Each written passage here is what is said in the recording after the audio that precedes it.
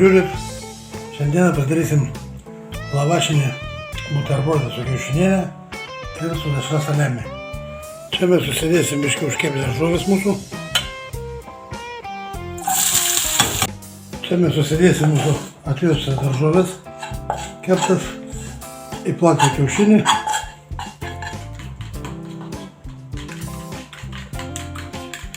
Nu, va čia dabar susidėsim mūsų pomidorus.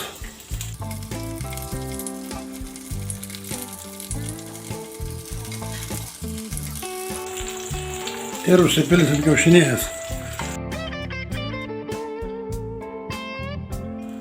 Dabar uždėsim saliamį.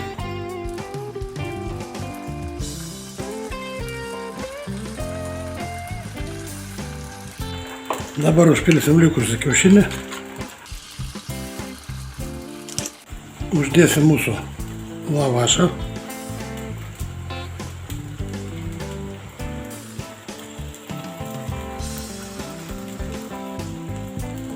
Ir uždengsim ant kokių 3 minučių. Kaip matot, čia viskas plaukia. Viskas gerai. Uždedam lėkštę. Įverčiam. Dabar greitai uždedam sūrio.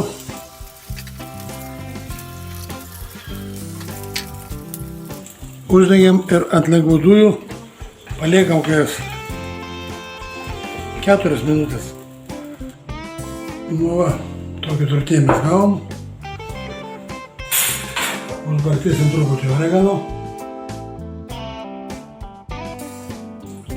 Gavom truputį alaus. Nu ką, reikia sekančio.